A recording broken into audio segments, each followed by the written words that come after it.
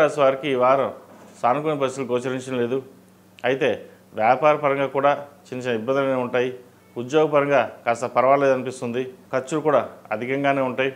₹1కి ₹10 ఖర్చు ఉంటుంది. వాటి విషయంలో జాగ్రత్త తీసుకోవాలి. ఒక ఇల్లు కానీ ఫ్లాట్ కానీ కొనాలనుకుంటారు.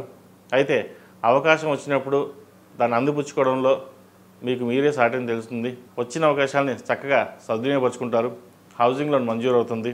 ఏ చిన్న అవకాశం వచ్చినా వదులుకోకుండా మీ వంతు కృషి చేస్తారు. ఏదైనా భగవత్ సంకల్పం, మన కర్మకి మనమే బాధ్యులం, మనం చేయాల్సిన పని మనం చెయ్యాలి అనే ధోరణితోటి ఉంటారు తప్ప మనకేమీ రావట్లేదు, ఎందుకు ఇలా అవుతుందన్న బాధ ఏ రోజు ఉండదు. తద్వారా మంచి ఫలితాలు ఉంటాయి కాబట్టి మీ ప్రయత్నాలు మీరు చేయండి. అదేవిధంగా లిటికేషన్ ఉన్న భూములు, కోర్టుకు సంబంధించిన విషయ వ్యవహారాలు సానుకూలపడతాయి. మీకు రావాల్సిన స్థిరాస్తుల ఏవైతే ఉన్నాయో ఈ వారం వచ్చే అవకాశం ఉంది. అయితే అవి కూడా అంత మీకు ఈజీగా ఏమి రావు. బంధువర్గంతో కావచ్చు, సోదరులతో కావచ్చు గొడవపడి తెచ్చుకోవాల్సిన పరిస్థితి ఏర్పడుతుంది.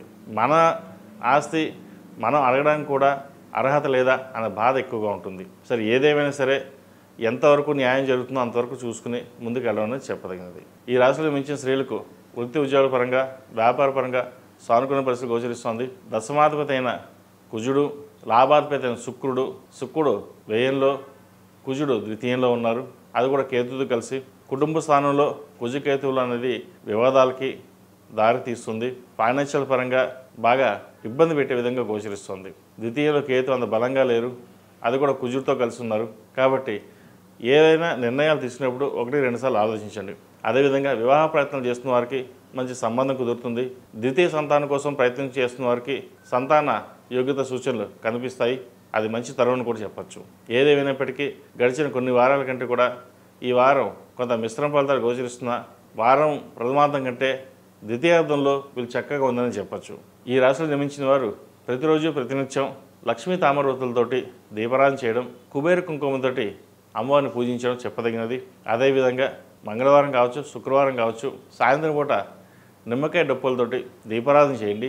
మంచి ఫలితాలు సంప్రాప్తిస్తాయి. ఈ రాశిలో జన్మించిన వారికి కలిసి వచ్చే సంఖ్య 2, కలిసి వచ్చే రంగు స్కై బ్లూ. ఏదైనా పని మీద బయటకు వెళ్ళినప్పుడు సోమవారం కానీ మంగళవారం కానీ వెళ్ళండి. మంచి ఫలితాలు సంప్రాప్తిస్తాయి. ePoojaStore.in పసుపు కుంకుమ నుంచి దేవతా విగ్రహాల దాకా అన్ని రకాల పూజలు, వ్రతాలు, వివాహం, గృహప్రవేశం, హోమాది శుభకార్యాలకు కావలసిన పూజా సామాగ్రి అంతా ఒక్క క్లిక్తో మీ ఇంటి వద్దకే. నేడే ఆర్డర్ చేయండి మీ ePoojaStore.in లో. One stop for all puja needs.